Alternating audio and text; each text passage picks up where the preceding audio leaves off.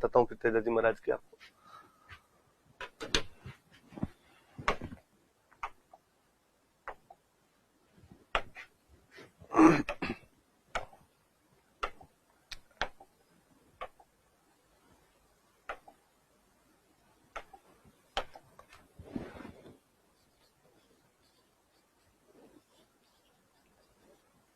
Normal मैं कुछ बात बताऊं तो मैं कहूँ तेजा जी महाराज का जन्म एक जाट परिवार में हुआ था।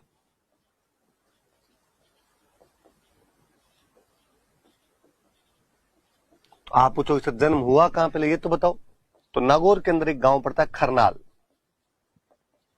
वहां पर तेजा जी महाराज का जन्म हुआ था। खरनाल नागौर में। पिताजी का नाम था ताहड़ जी, मम्मी का नाम था रामकुमारी,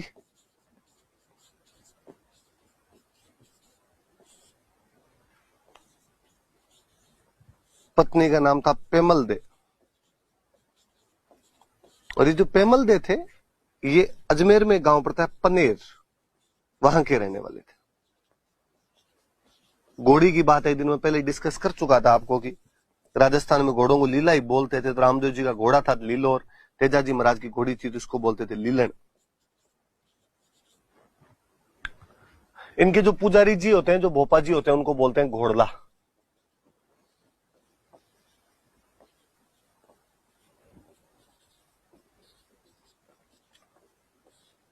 नॉर्मली ये जानकारियां थोड़ी याद रखें कि खरनाल के अंदर एक जाट परिवार में जन्म हुआ था। पिताजी का नाम ताहड़ जी है, मम्मी का नाम रामकुंवरी है, पत्नी का नाम पेमल दे था, जो कि अजमेर के पनेर नाम की जगह के रहने वाले थे।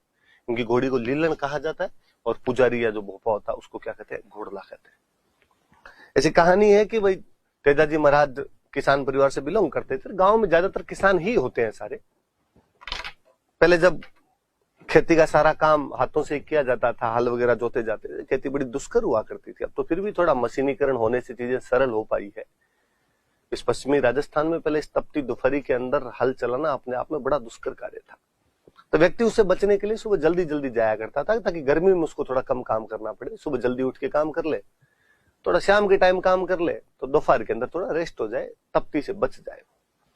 सुबह 4 बजे उठ के हड़ोतियां करने के लिए चले जाया करते थे, हल जोतने के लिए चले जाया करते। अब 4 बजे उठ के जाओगे तो खाना कैसे खाओगे? नहीं तो सुबह खाना भाई कौन सुबह खिलाए। तो गांव में अभी तक पिछले कई सालों तक ये रिवाज हुआ करता था कि पुरुष चला जाता खेत का काम करने के लिए, महिलाएं पीछे से खाना लेके जाया करती, या कोई टाबर खाना लेके जाया करते और बोलते बातो है, बाता लेके आए। कहते तेजा जी महाराज का शादी तो हो रखी थी पेमल दे के साथ पनेर में, पर मुकलावा नहीं हुआ था अभी तक। मुकलावा या गोना जिसको अपने बोलते हैं। गांव में अक्सर बाल विवाह तो कर दिए जाते हैं पर लड़की को भेजते नहीं है जब तक वो शाणी नहीं हो जाए। मुकलावा बाद में किया जाता है उसका। तो तेजा जी महाराज का तब तक मुकलावा हुआ नहीं था। तेजा जी महाराज एक दिन खेत गए हुए और हल चला रहे थे। उनकी भाभी हमेशा खाना लेके जाया करते थे। उस दिन भाभी जी थोड़े लेट हो गए। आप सोच के देखिए, इस गर्मी के अंदर कोई हल जैसा काम करे, हल चलाना अपने आप में यार बड़ा कठिन कार्य था। और टाइम पे खाना नहीं मिले तो आंतड़ियां जवाब दे जाए यार अंदर से। तो तेजा जी महाराज खाना लेट पहुंचा, भाभी जी लेट पहुंचे। मान लो इसे 11 बजे खाना होता है तो 2 बजे पहुंचे भाभी जी। तो तेजा जी महाराज ने कह दिया उनको, भाभी जी कम से कम खाना तो टाइम पे ले आया करो, आपको नहीं दिखता कि आदमी सुबह से लगा हुआ है। भाभी जी ने वापस डायलॉग दिए और भाभी जी ने कहा, इतने गर्म फल के खाने हैं ना तो खुद बड़े लेके आओ, मेरे से तो ऐसे ही लाया जाएगा। इस बार तेजा जी का ईगो हर्ट हुआ और तेजा जी ने कहा, अब तो खाना खाएंगे तो खुद बड़ी के हाथ का ही खाएंगे, आपका लो टिफिन ही पैक रख लो बोले। पनेर ससुराल था। कहते हैं तेजा जी अपने पत्नी पेमल दे को लाने के लिए पनेर के लिए रवाना हुए। मुकलावा लेने जा रहे थे, पहली बार अपने ससुराल जा रहे थे तैयार होके। तो बाकायदा शेरवानी पहनी हुई, सिर पे कलंगे साफे, तुर्रे एंटीने सब लगाए हुए, मोड़ बांधे हुए, हाथ में तलवार भाला सब लिए हुए। हथियार लेके इसलिए जाया करते थे कि वापस जब महिला को लेकर आप साथ में आओगे तो महिला के गहने पहने हुए होते थे और गहने पहने में तो लूटपाट का डर रहा करता था। इसलिए अक्सर हथियार साथ में लेके जाया करते कि बीच में ऐसी कोई स्थिति आ जाए तो संभालने की जरूरत तो पड़े। कहते तेजा जी महाराज जब जा रहे थे तो रास्ते में गांव आता है सुरसुरा। सुरसुरा नाम का गांव था, और वहां पर एक महिला हुआ करते थे, लाछा। गुर्जर जाति की एक महिला हुआ करती थी, लाछा। उनकी गायों को मेर लूट के ले गए थे।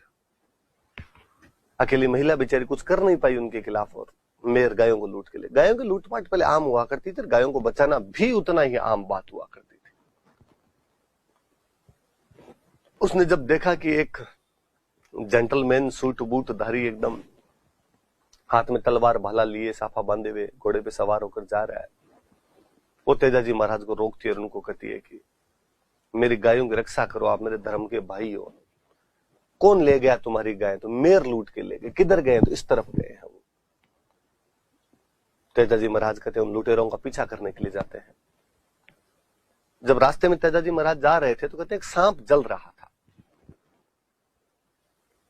अक्सर ऐसा माना जाता है कि यदि सांप जल रहा हो तो उसको जलने दिया जाना चाहिए, बाहर नहीं निकालना चाहिए। और गांव में ऐसा कहते हैं कि सांप को मारने के बाद में यदि जला देते हैं तो ठीक रहता है, उस सांप को मोक्ष मिल जाती है, मुक्ति मिल जाती है, वरना सांप वापस जिंदा हो जाता है यदि उसे जलाया नहीं जाता है।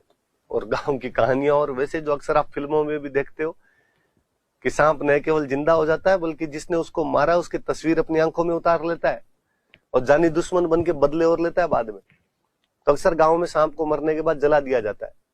तेजाजी महाराज जब गायों की रक्षा के लिए जा रहे थे, लाछा गुजरी की गायें बचाने के लिए, रास्ते में उन्होंने देखा कि एक सांप जल रहा है।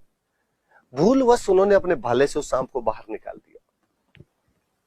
वासुकी नाग, बासक नाग बाहर निकाला, और उसने तेजाजी को कहा यार ये काम तो बहुत गलत किया, मुझे तो मोक्ष मिलने वाली थी, पहुंचने वाला ही था मैं, तो तूने बीच में अड़ंगा लगाया इस बात के लिए। तो तेजाजी महाराज ने कहा सॉरी यार, मुझे पता ही नहीं था, मुझे लगा तू जल रहा है इसके अंदर।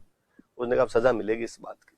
तेजाजी ने कहा कि मैंने अपराध किया है, तुम्हारे खिलाफ सजा भुगतने के लिए तैयार हूं, पर पहले मैं लाछा गुजरी को वचन दे के आया हूं कि उसकी गायें बचाऊंगा। एक बार मुझे गायों के लिए जाने दे, तू वापस आऊंगा मैं तेरे, तू कहेगा वैसे कर लूंगा।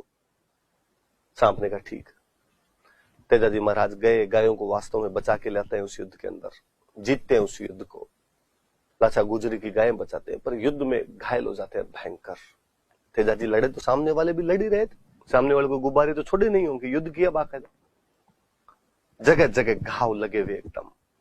उस गहलावस्था में भी वचनों का पक्का वह व्यक्ति सांप के पास पहुंचा और उसको कहा कि मैंने तुम्हारे प्रति जो भी अपराध किया उसकी सजा भुगतने के लिए तैयार हूं।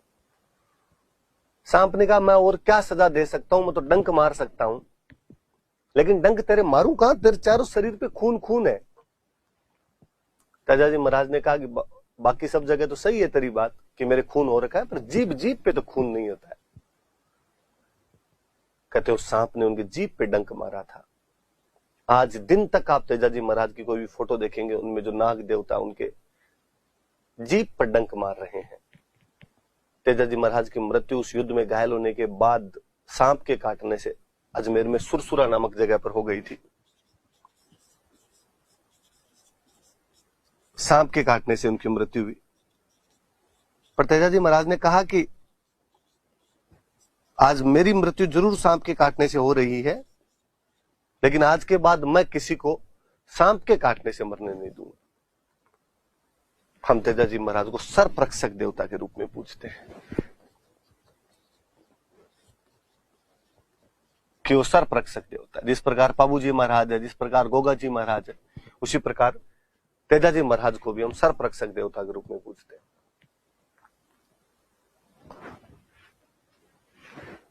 कहते इन्होंने काला बाला से मुक्ति दिलाई थी, इसलिए इन्हें काला बाला का देवता भी कहा जाता है। किसान आज भी जब खेत में हल जोतता है तो तेजाजी महाराज के गीत गाता है।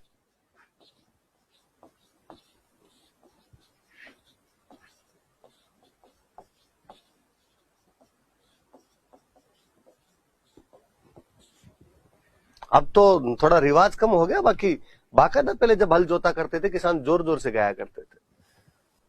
कोई लाग्यो लाग्यो जेठ आषाढ़ कंवर तेजारे, लग तोड़ो लाग्यो सावण भादवो।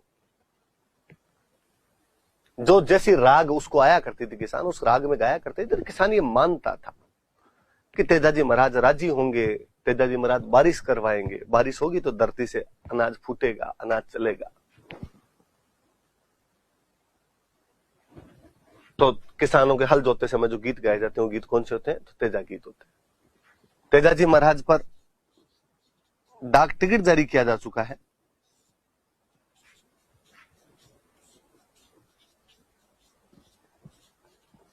तेजाजी महाराज की जो घोड़ी है लीलन, उसके नाम से रेल सेवा चलती है अपने राजस्थान में, लीलन एक्सप्रेस। कोई पूछे कि भाई कौन से लोक देवता के घोड़ी के नाम पर रेल चलाई गई, तो तेजाजी महाराज के लीलन के नाम पर लीलन एक्सप्रेस चलाई गई। किताबें लिखी गई तेजाजी महाराज पर। किताब एक झुंझार तेजा, झुंझार हुए थे, झुंझार मतलब जुझारू प्रदर्शन किया। लज्जाराम मेहता ने बुक लिखी।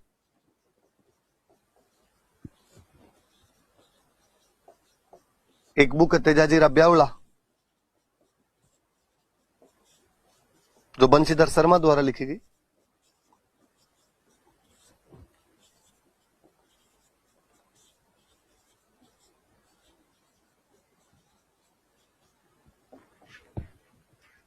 पहले ये मुख्य मंदिर सुरसुरा में हुआ करता था,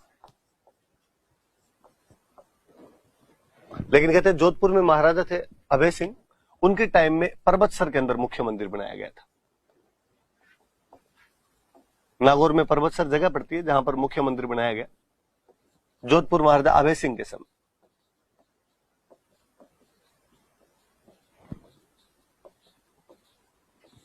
बाकी और खूब सारे मंदिर, सुरसुरा में मंदिर है ही।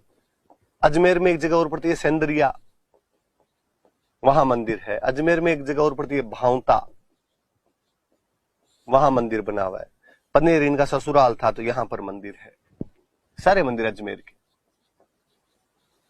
एक याद रखना, बूंदी में एक गांव है बासी दुगारी, यहां पर तेजाजी महाराज का मंदिर। वैसे तो दो गांव अलग अलग, बासी अलग और दुगारी अलग है, पर वो एक साथ बोलते हैं कई गांवों को, तो बासी दुगारी के अंदर भी इनका मंदिर बना है।